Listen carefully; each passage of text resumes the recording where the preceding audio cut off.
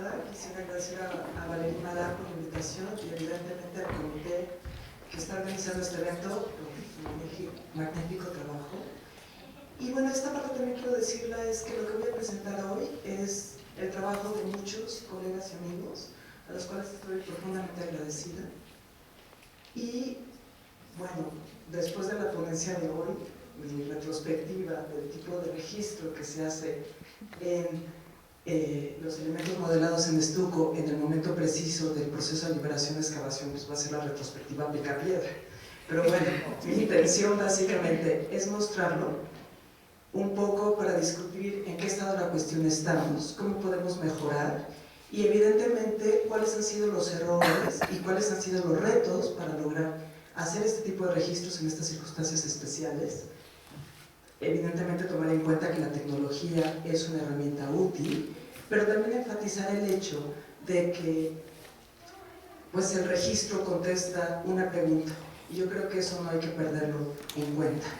No porque tengamos una mejor tecnología, bueno, no implica que no podamos hacer lo mismo, pensando evidentemente en las preguntas que queremos contestar.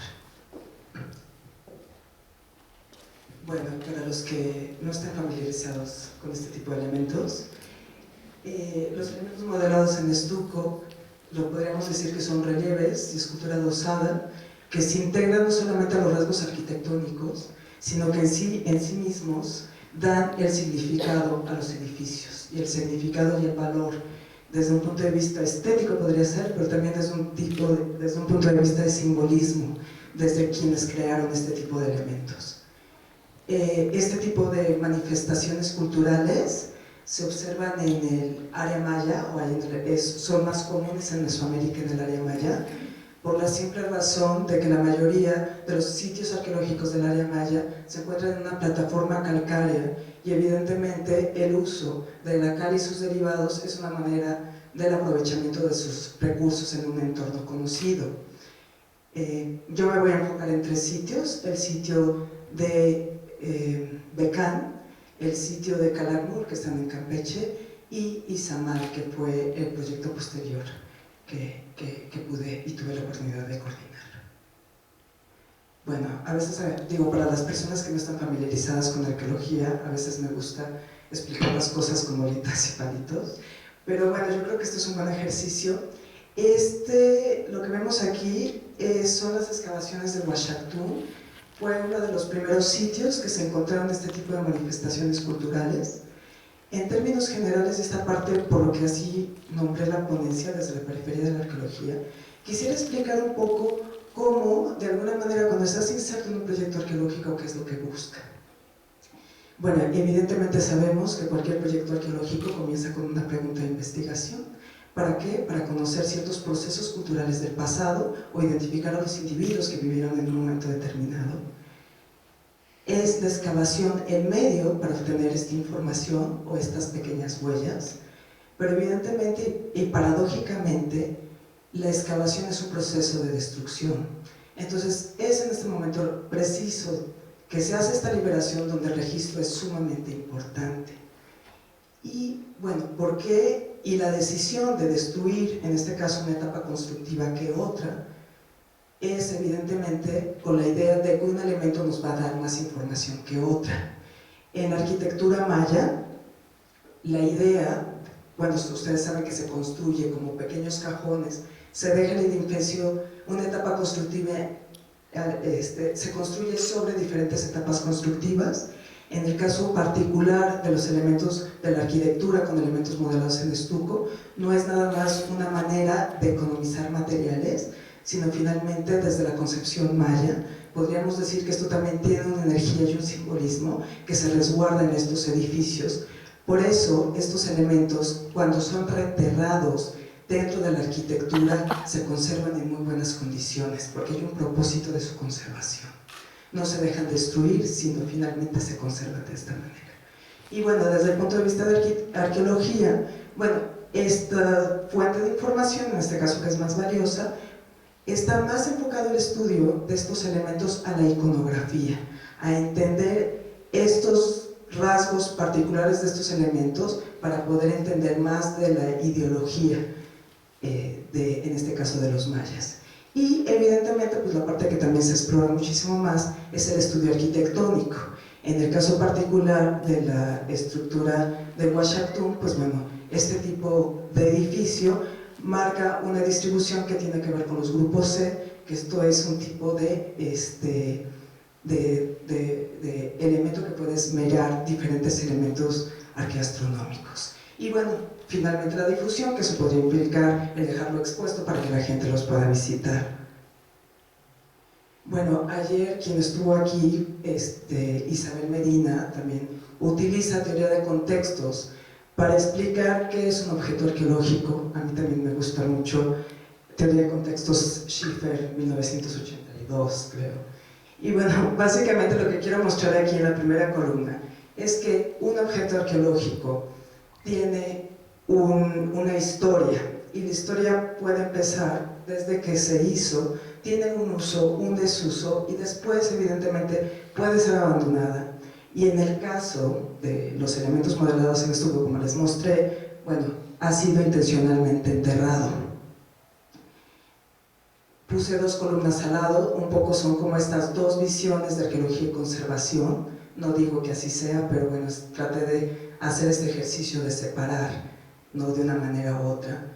Y es precisamente en una de la etapa de la vida social del objeto, que es el descubrimiento, donde las dos áreas pueden concordar.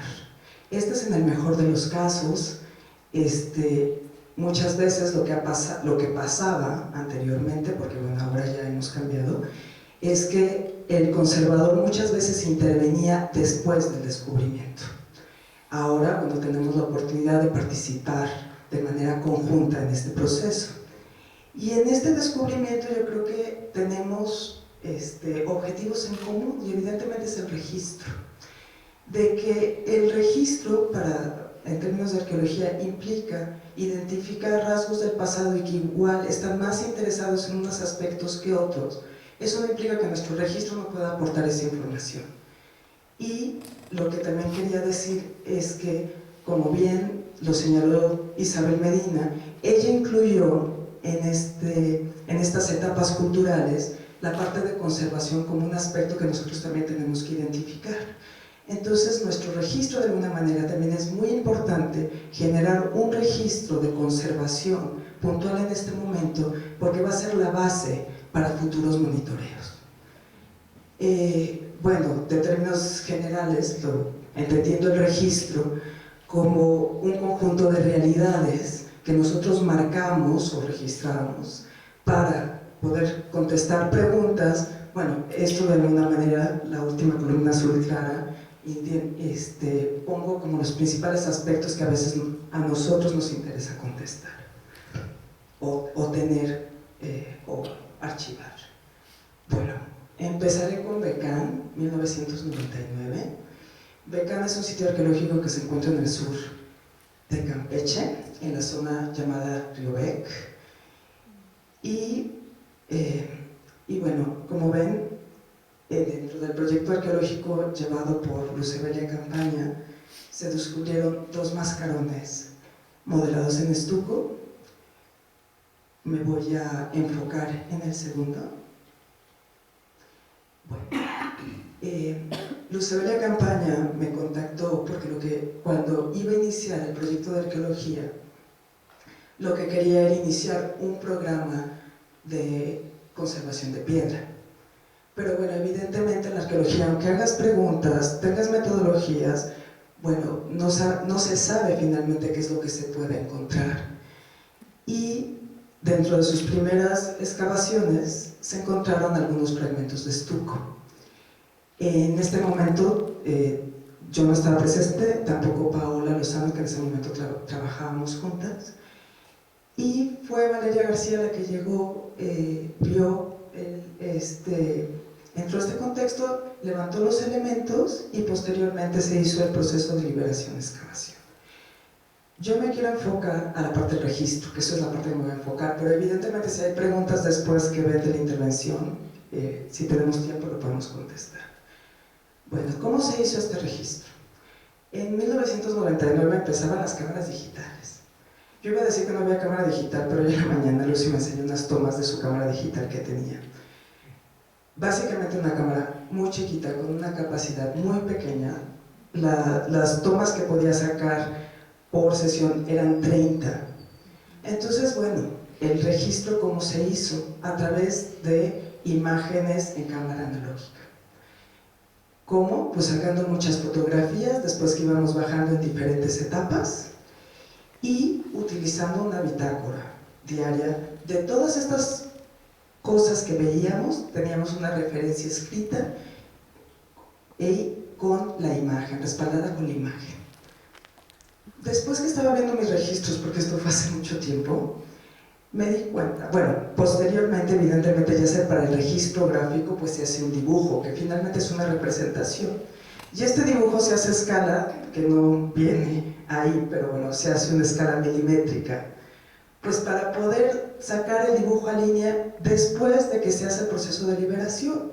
Y ahí, evidentemente, marcar las cosas que queremos señalar. Y viendo los informes me doy cuenta que no se hizo un registro de deterioro. ¿Por qué? Gráfico. El registro de deterioro es el diagnóstico, está respaldado por las imágenes, quizá porque en ese momento, al tener un solo elemento, lo que nos interesaba era explicar cómo era el diagnóstico. Y la parte que registramos, como salimos, era la parte del deterioro, para tener este referente, para que la gente que viniera posteriormente pudiera saber qué se hizo. También otra parte, entendiendo cuál es la información que podía interesar a ambas partes, era dejar claro que en este elemento particular que es lateral al mascarón modelado en estuco, bueno, había una etapa previa de manufactura. Bueno, también el hecho de encontrar color, el que es a mano izquierda, es lo que se hizo en campo. También es una representación gráfica después de un dibujo que se hizo ahí. Pues fue para marcar lo que encontramos de color y más o menos decir cómo se veía. Lo curioso es que el otro dibujo que está al lado, a su mano derecha, esto es como se ve en el informe.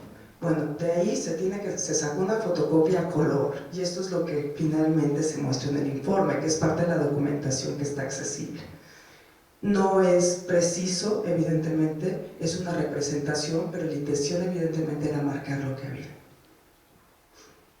Bueno, posteriormente se hizo un mejor dibujo, ¿no? En este caso fue Laura Soler, una vez que está descubierto, y en 2010, cuando se volvió al sitio para poder hacer labores de mantenimiento, yo creo que esto fue por parte de Yareli, hubo alguien más que hizo este nuevo registro.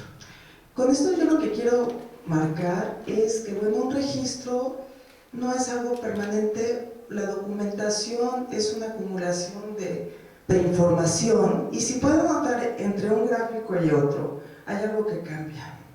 La posición del elemento superior, que yo se los enseñé en la caja. ¿Y esto por qué fue? Tú si lo ves en un proceso de documentación y si no está bien explicado, pues vas a decir, hay un cambio. Evidentemente fue un cambio. Cuando se hizo la liberación y consolidación de este elemento, se colocó erróneamente. ¿Y esto por qué? Pues porque, bueno, consensando con los arqueólogos en campo, se creía que los mascarones tenían una posición específica. Y buscando esa unión, pues nunca se encontró, evidentemente. Entonces, lo interesante de esto es, la documentación cambia, el registro cambia, pero también es parte de la documentación de la historia misma de lo que se hizo. Y me gustaría mostrar, en el 2010 también lo que se hizo fue un registro de color. Evidentemente el dibujo está hecho en AutoCAD, se notan más detalles, pero si tú comparas un registro con otro, el 2010 ya tiene más pérdidas el mascarón.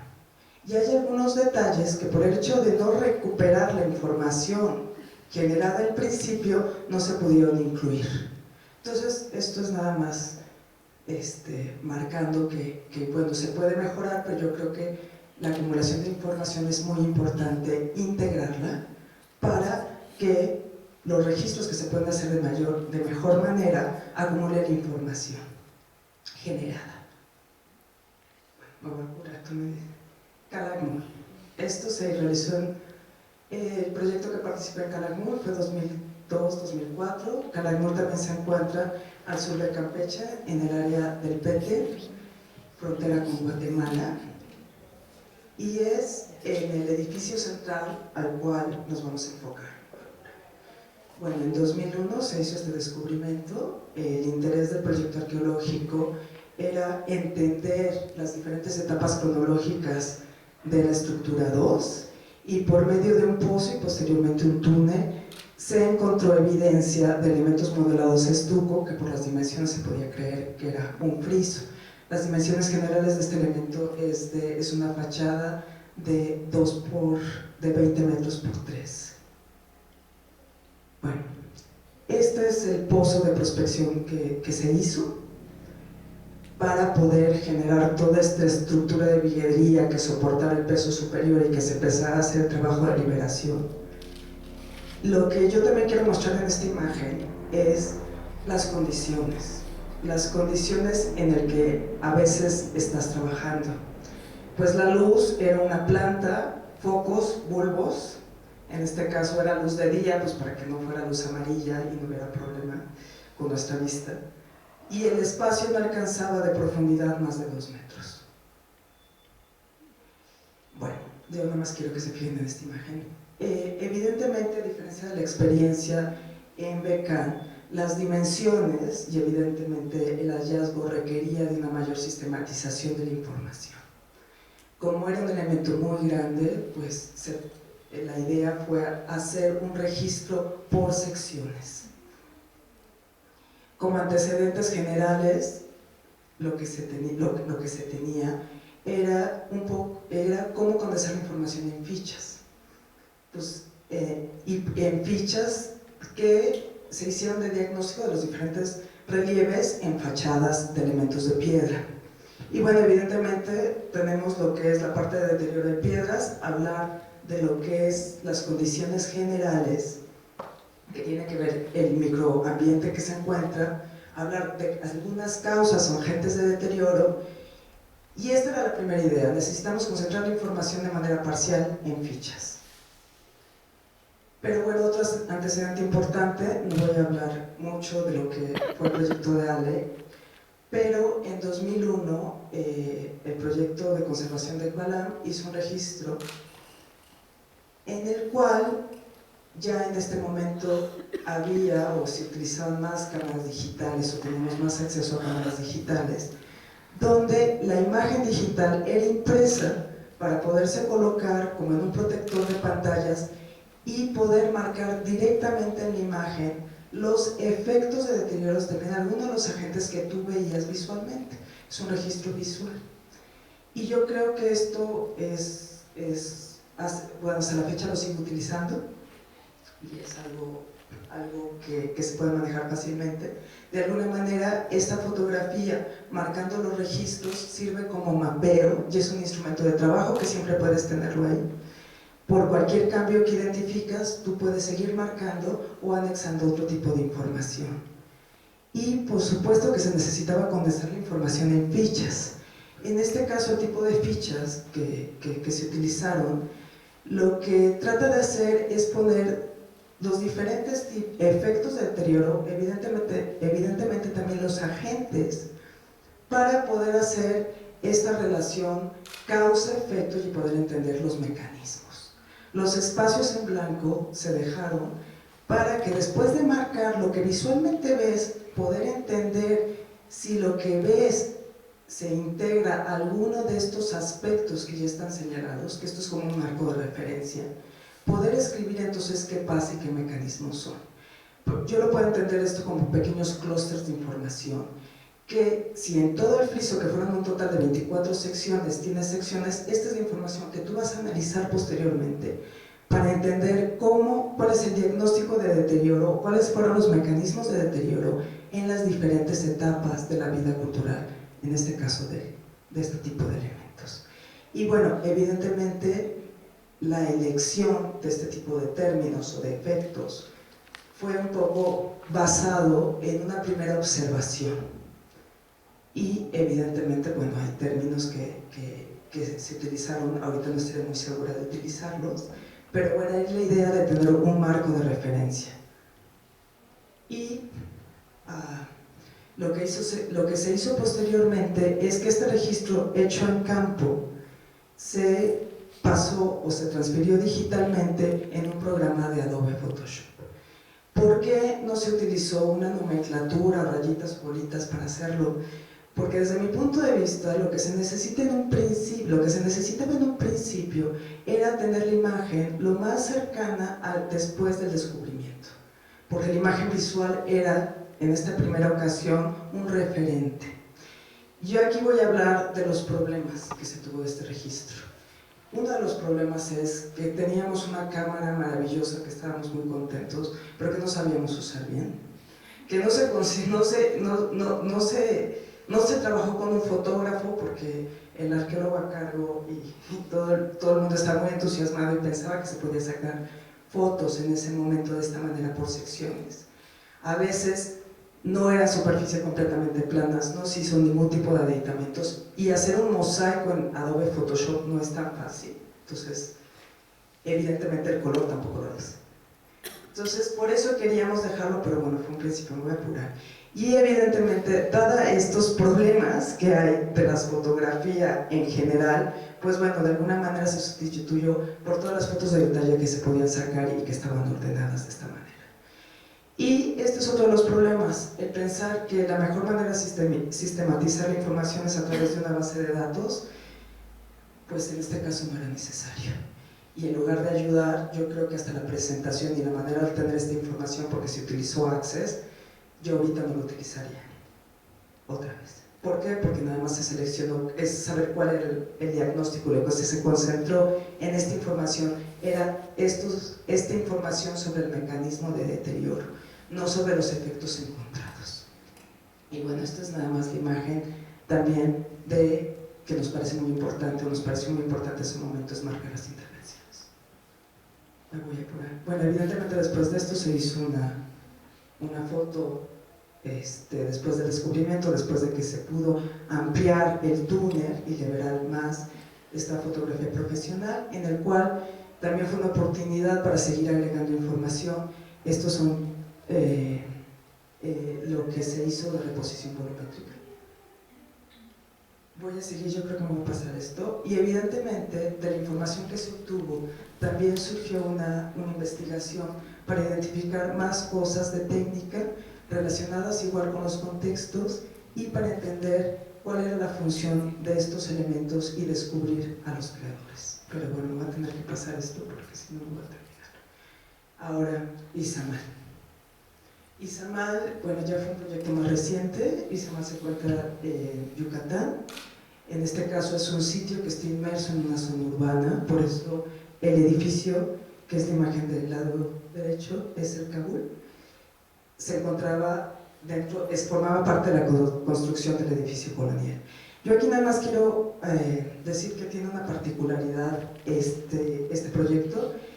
Este hotel es propiedad privada, es de Roberto Hernández.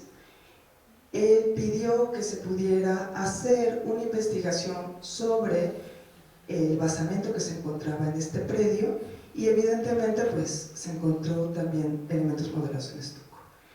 Aquí yo ya como parte del INAH se me pidió que fuera para identificar qué era y lo que se hizo fue una cala de aproximación. Después de eso, bueno, se pidió que en ese momento no podíamos empezar a trabajar, que se dejara una cala, pero como el proyecto arqueológico ya había concluido, bueno, ya teníamos información que nos pudiera ayudar y situar en donde estábamos, como este perfil arquitectónico.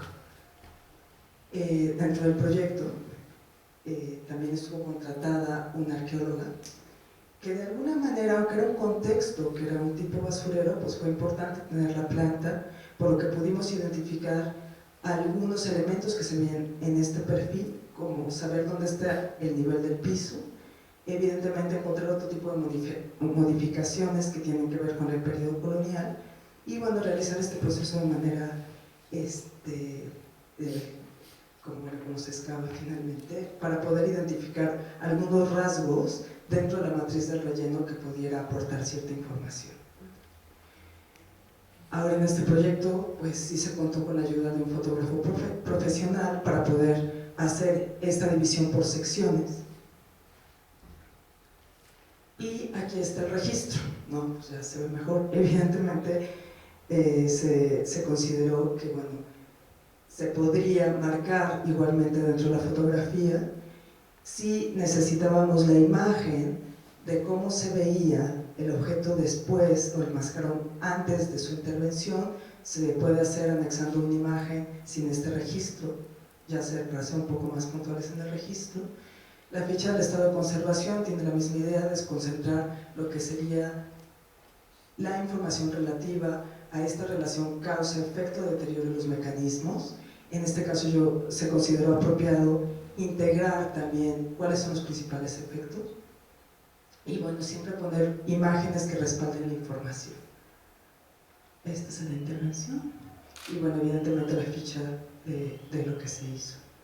En este caso particular, aquí me voy a detener en el registro de humedad y temperatura, que esto de alguna manera pudo determinar o tomar la decisión posterior de lo que se iba a hacer o cuál iba a ser el destino de este mascarón. Bueno, si quienes han estado en Yucatán pueden entender qué es Yucatán en mayo. Entonces, comparando las lecturas de humedad y temperatura en Mérida, bueno, se alcanzaban en este periodo temperaturas hasta de 42 grados, es la media mensual.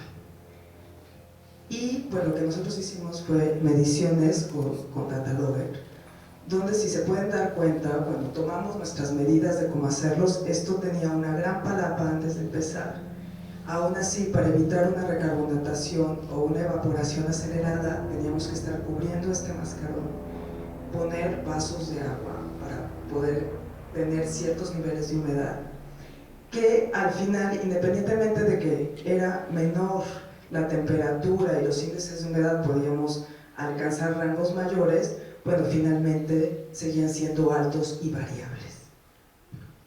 La idea al principio de generar este proyecto era dejar expuesto este mascarón, y dejarlo expuesto pues porque como el museo, hay un museo de artesanías al lado, pues es muy buena idea de que la gente que visitara el museo pudiera visitar también este elemento. Evidentemente, lo que les enseñé de esta variabilidad de humedad y temperatura, nosotros lo tratamos de compensar, pero evidentemente no era suficiente con poner una palapa. Y a pesar de las presiones políticas por dejar esto expuesto, pues logramos convencer con este tipo de información que era imposible dejar el mascarón expuesto en este tipo de condiciones, que esto era un proceso que se podía negociar después de poder hacer una planificación de cómo se podría exponer, o si no, si era factible, en este caso, su réplica. Entonces, bueno, se hizo este reterramiento, la imagen de cómo se pasó. Y bueno, evidentemente, pues queda por resolver algunas cosas. En esta fachada había mascarones, Memo Cantú, bueno, y otras, pues se identificó que esta es la base de un mascarón, que para una investigación posterior pues sería maravilloso poder decir que era el mascarón que ya se ha perdido, o que era la base del mascarón que ya estaba perdido en este edificio. Y bueno, nada más a manera de reflexión. Bueno, evidentemente la tecnología es un medio que facilita el registro para responder preguntas específicas de tipo acotados, y esto en particular en este tiempo que estamos, que es un tiempo muy particular donde tú estás interviniendo cuando estás haciendo una liberación controlada y que muchas veces estás inserto en un proyecto arqueológico. Entonces, pues para eso hay que buscar la manera de poder ser más eficaces, y la tecnología sirve. Bueno, yo creo que queda la tarea de pensar si se puede hacer una unificación de metodologías para el registro de este tipo de elementos, y en particular en este momento especial. Evidentemente se tiene que hacer un trabajo de entender cuáles son las experiencias colectivas para hacer este planteamiento de cómo vamos a actuar en este tipo de proyectos. Tenemos que tener muy en cuenta que el registro generado en la etapa de liberación, conservación de estucos son el marco de referencia en esta nueva etapa de la vida social del objeto, que es la intervención de conservación. Y yo creo que aquí también hay un problema de accesibilidad de la documentación general. En el caso de Friso Calakmul, porque además ella fue al archivo de documentación aquí. Traté de buscar la información de estos proyectos. Hay un informe en blanco y negro. En el caso de la información que se hizo en Calakmul no está disponible, no está aquí. Entonces yo creo que este es también uno de los mayores retos, ¿no? Para poder tener esta información en nuestra mano y cuando se quiera hacer un monitoreo o una intervención posterior se tenga acceso, pero la verdad no se tiene. Bueno, evidentemente tiene que haber una negociación sobre el costo-beneficio de las actividades del área de conservación en proyectos de arqueología. Básicamente, ahora sí lo pienso y antes de haber podido participar en el proyecto, por ejemplo, de Calakmul, sería fantástico usar como tecnología más especializada, pero evidentemente cuando estás inserto en un proyecto esto es una idea de negociación, porque lo que vimos y el interés particular a veces desde una perspectiva de arqueología es los grandes rasgos formales, entonces el interés es después de este proceso de liberación de excavación. Entonces, pues la foto y la inversión es justo después del momento de que el restaurador intervino. Y bueno, evidentemente la definición del rol actual del conservador en la toma de decisiones sobre el destino de los elementos modelados en estuco post-excavación, pues yo creo que también se tiene que discutir, y no nada más discutir entre nosotros, sino como a otros niveles. Esto evidentemente se resolvería, y estoy retomando esta idea de Isabel Medina, pues en una planificación estratégica, que esto derive de una planificación estratégica donde quede muy claro quién es el rol de qué, o desde el momento que se hace esta planeación, bueno, poner a la mesa cuál va a ser la toma de decisiones y en qué momento se tiene acción de las diferentes partes, porque yo creo que aunque les enseñé esta primera lámina donde es como dos objetivos independientes, evidentemente no, el objetivo yo creo que en ambas partes es la conservación, entonces en eso yo creo que tendríamos que llegar a un acuerdo. Ya, muchas gracias.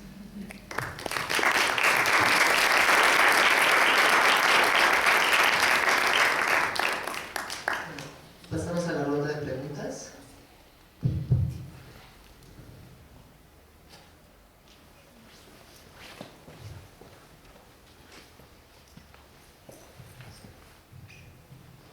Hola, gracias por tu presentación. Una pregunta no tiene que ver con la metodología, ¿no?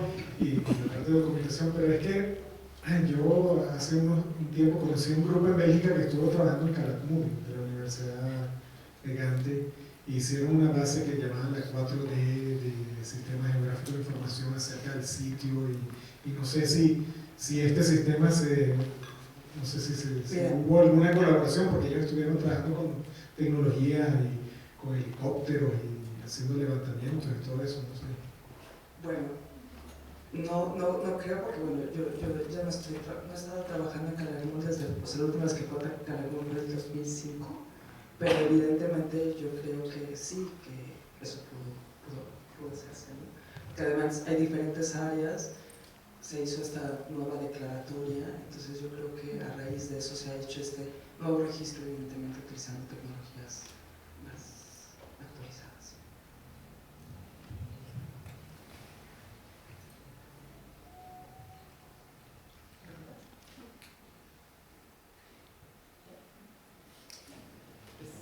Muchas felicidades, Claudia. Y bueno, pues efectivamente esto nos corrobora que a pesar de que no tengamos ahorita toda la tecnología a nuestra disposición, pues el registro de una manera pues, rudimentaria es obviamente fundamental, a pesar de que pues tengamos que estarlo perfeccionando con intervenciones diferentes o equivocaciones hasta en la colocación de los mismos fragmentos.